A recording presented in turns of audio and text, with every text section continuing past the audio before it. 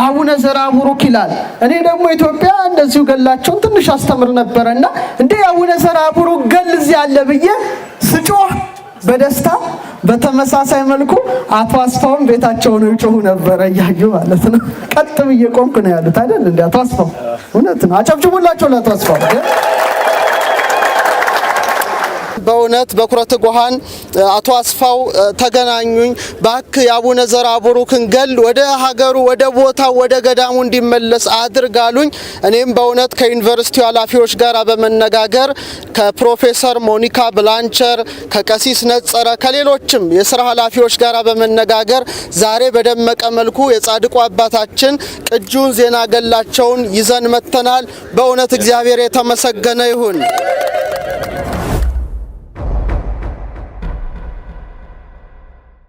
ሰላም ውድ የንስር አምባ ሚዲያ ቤተሰቦቻችን እንደምን ቆያችሁ? ይህ በንስር አምባ ሚዲያ የዩቲዩብ ቻናል እየተዘጋጀ የሚቀርብላችሁ ሀገረኛ የተሰኘ ፕሮግራማችን ነው።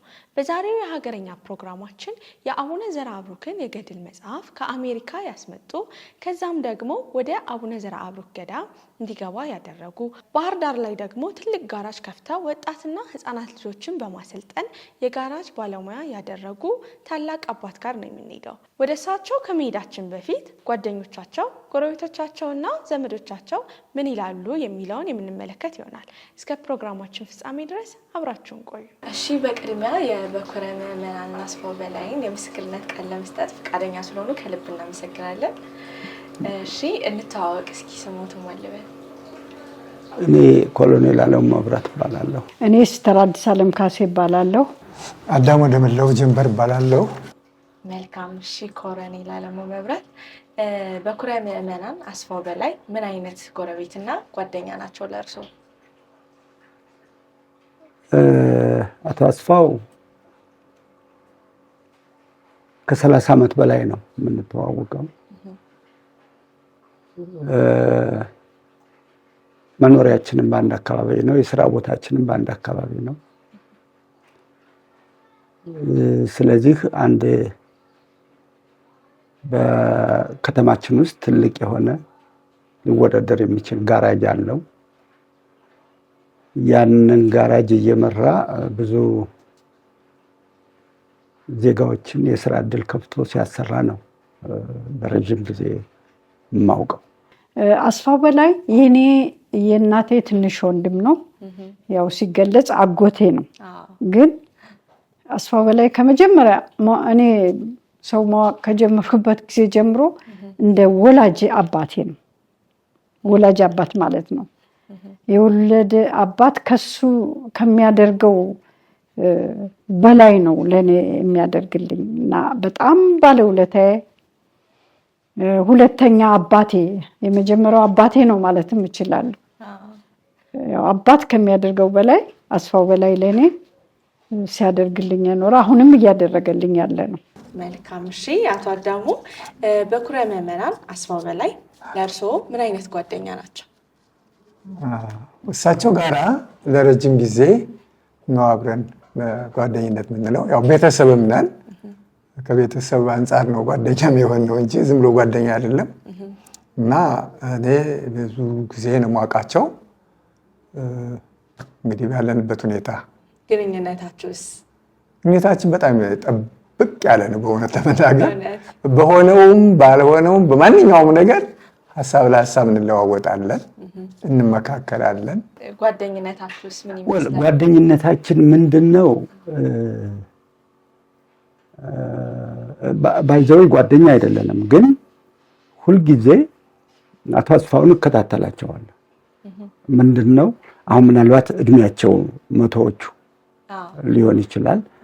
እንግዲህ አሁን እኔ የምናገረው ከዛሬ 30 ዓመት በፊት ማለት ነው።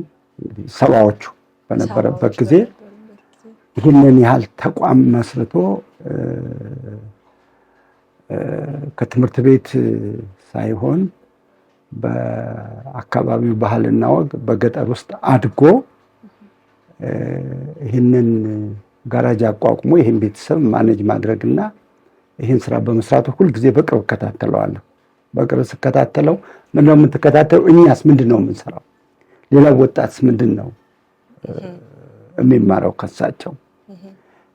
ደከመኝ የማይሉ ሰለቸኝ የማይሉ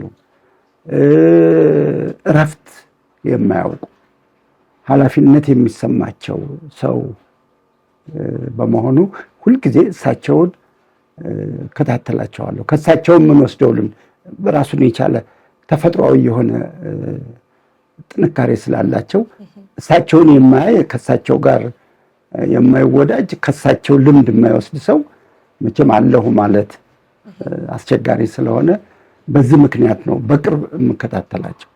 አስፋው በላይ እኔ አሁን ያየሁት ሲሄድ በዚች ዓለም የሚኖርበትን ጊዜ ተጠቅሞበት ለማለፍ የሚፈልግ ነው። ይሄም ለራሱ ብቻ ማድረግ ሳይሆን ለህብረተሰቡ የሚጠቅም ጥሩ ስነ ምግባር ያለው ጥሩ ታሪክ አሳልፎ ማለፍ የሚፈልግ በጣም ደግ ሰው፣ ሩህሩህ ሰው ነው እና ምሳሌ ነው። የብሩክ ሰዎች ምሳሌ አስፋው በላይ ነው ብል አልተሳሳቱ።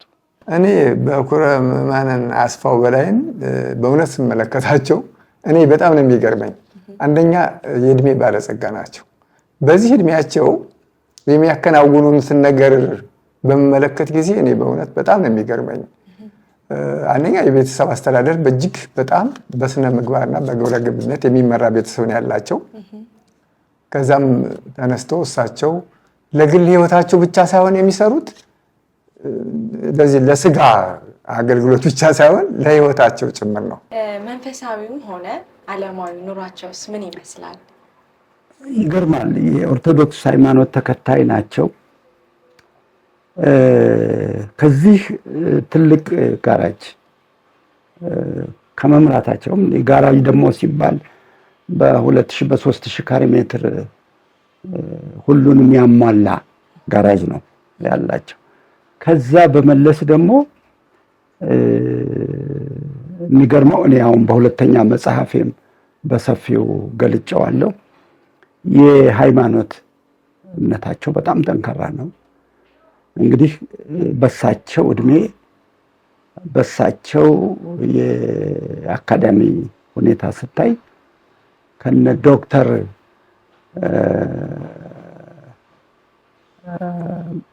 ሮዳስ ጋር በመገናኘት አሜሪካ ድረስ ተዘርፎ ከነበረው ቅርሳችን አንዱ ዘራ ብሩክን ማስመጣት በጣም ከባድ ነው። ከዛ በፊት የእምነታቸውን ጥንካሬ ከዛ በፊት እምነታችንን ለመሸርሸር በተለያየ አጋጣሚ በተለያየ ጊዜ መሰረታዊ ጠላቶቻችን ገብተው ወጥተዋል። ገብተው ሲወጡ ሁሉ ጊዜ የሚወስዷቸው ቅርሶቻችን ነው፣ ባህላችን ነው እና እኛነታችንን ዝቅ ሊያደርጉ የሚችሉ ነገሮች ነው የሚወስዳቸው እና ያንን አጥንተው የዘራ ብሩክን ታሪክ ተረድተው ምንም ከማያውቋቸው ከዶክተር ሮዳስ ጋር ተገናኝተው አሜሪካ ሀገር እንዲያመጡላቸው ጠይቀው ያንን ገድል አመጣው። ያን ገድል ማምጣት ብቻ አይደለም፣ ቤተክርስቲያን አሰርተው እጅግ በጣም ከፍተኛ የሆነ ብዙዎቻችን ሊያስቆጭ የሚችል ብዙዎቻችንን እኛስ ምን ሰራን ሊያሰኝ የሚችል ቤተክርስቲያን በመስራታቸው እንዴት ነው የእሳቸውን ጥንካሬ በምን ሊገልጸው እንደሚችል አላቅም። ስለዚህ ሁላችን በያለንበት አካባቢ እሳቸውን ያልተከተለ ማን ይከተላል? ያ ብቻ አይደለም። አሁን ደግሞ ትልቅ መስቀል ሌሎችንም ተደራቢ ገድላቸውን በመረዳት ተደራቢ ታቦቶች በዚህ አካባቢ እንዲገቡ በማድረግ ያ ብቻ አይደለም። ለዛው ለቤተክርስቲያኑ የሚሆን ወፍጮ በማቋቋም መንገድ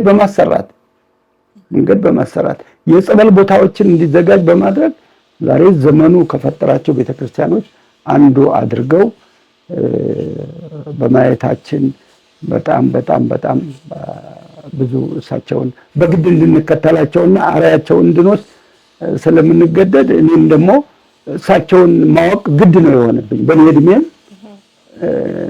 ይሄ ነው እንትንምና እኔ በጣም በጣም ደስ ይለኛል። እሳቸው ስራ ላይ ያለው ጥንካሬ በጣም እኔ ሳየው ከአቅሙ በላይ ነው። እውነቴን ነው።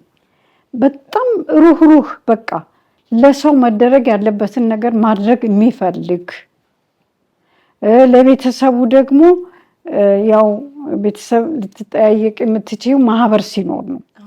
ለምሳሌ አሜሪካን ሀገር ሄደ።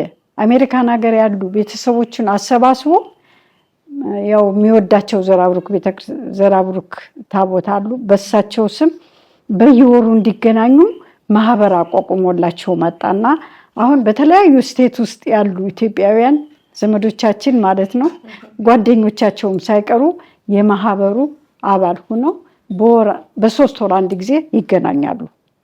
እና ይሄ ህብረተሰቡን የማገናኘት ፍቅር እንዲኖር የማድረግ በጣም ከፍተኛ ፍላጎት ያለው ሰው ነው። የተለየ ነው። በጣም ይገርመኛል። የሚሰራው ስራ ሁሉ ህብረተሰቡ እንዲያድግ፣ ፍቅር እንዲኖረው፣ እንዲጠያየቅ፣ እንዲረዳዳ ማድረግ የሚፈልግ ሰው ነው። እና ሰው መቼም በህይወቱ እንደዚህ ከሆነ ኑሮ ለሰው አይከብድም። አዎ አይከብድም። እና በተለይ ለቤተ ክርስቲያን የሚያደርጉት አስተዋጽኦ እጅግ በጣም ከፍተኛ ነው። በተለይም ደግሞ በይልማ ዳኔሳ ወረዳ አቡነ ዘብራብሩክ የሚባሉ ገዳም ለዛ የሚያደርጉት ነገር እኔ በእውነት ሀብት ንብረታቸውን የግላቸውን ለዛ ቤተክርስቲያን ነው የሚያውሉት። ያገኙትን ነገር ሁሉ ለዛ ቤተክርስቲያን ነው። እኔ በጣም ይገርመኛል። እንደ ለምንድን ነው ይሄን ያህል? እና አይ ከዚህ በላይ ምንም የለኝ። እኔ እሳቸውን በጣም እወዳለሁ፣ አፈቅራለሁ እና ለዛ የሚሆነው ነገር ሁሉ ሀብቴን ንብረቴን ለዛ ነው መዋል የምፈልግ ነው የሚሉት። በጣም መልካም፣ በጣም ደስ የሚል ነገር ነው። እርሶስ በጻፉት መጽሐፍ ስለሳቸው ጠቅሰዋል እና ምን አናሳሳውት? ከምን አንፃር ነበረ ስለሳቸው የጻፉት? አሁን በሁለተኛው መጽሐፌ ዘራብሩክን ሲያመጡ ትልቅ ቻሌንጅ ነው የገጠማቸው። ለምሳሌ ገድላቸውን ለማምጣት አፋር ድረስ ተላልከው ያን ነገር አመጣዋል። ቅድም እንዳልኩት ከዶክተር ሮዳስ ጋር ይሄን አመጣዋል። ስለዚህ እያንዳንዳችን በተለያየ ጊዜ ወራሪዎች ሲመጡ ቅድም እንዳልኩት ቅርሶቻችንን ወስደናል። እንግዲህ እሳቸው ስሜታቸው ተነክቶ በዚህ አካዳሚ ዕውቀታቸው፣ ባህል፣ ወግ፣ ልምድ፣ ስብዕና ተጭኗቸው ይሄን ነገር ካመጡ አስተማሪነቱ ምን ያህል ነው? ሁላችንስ ምን ይጠበቃል? አሁን እድሜው እየገፋ ሲሄድ እንኳን በተለያየ ነገር እንዳይቀደም የጀመረውን ነገር ጨርሶ እንዲያይ ይፈልጋል እና ሌትም ቀንም እኔ እንጃ አሁን ሳየው ብዙ ጊዜ ቢያመውም ህመሙን የሚያዳምጥ አይመስለኝም። ሐሳቡ ያለ አቡነ ዘራብሩክ ላይ ታሪክ ሰርቶ ማለፍ ነው የሚፈልግ። ይሄው በደንብ የሚታይ ታሪክ አንደኛ የመጽሐፉ፣ ሁለተኛ ደግሞ ወሎ ክፍለ ሀገር ያው ኢትዮጵያ ውስጥ መቼም ብዙ ጊዜ ኢትዮጵያ ጠላት አላት። ብዙ ጊዜ ያለፈው ማለት ነው። በአሁን ጊዜ ሰላም ብንሆንም በድሮ ጊዜ የተለያየ ያው የጣሊያንም ስለነበረ የኢትዮጵያን ቅርስ ነገር መውሰድ ይፈልጋሉ ይመስለኛል። እና እዛ ሀገር ወሎ መጽሐፋውንም ወስደው የሆነ ጎጆ ውስጥ ያስቀምጡታል። ጎጆ ውስጥ አስቀምጠው ቤተክርስቲያን ውስጥ አያስገቡትም።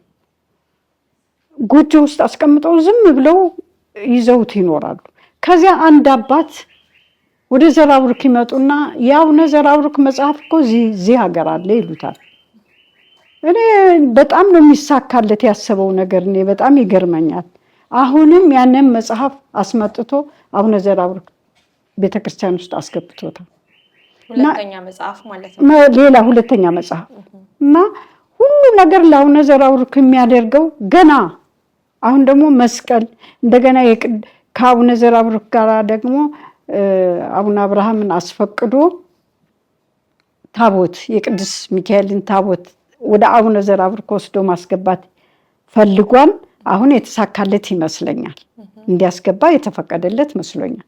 ከዛም ደግሞ አልፎ እዚህ የኛ ወደ መድኃኔዓለም ስንሄድ አቡነ አብርሃም ያሰሩት መስቀል አለ አይደል?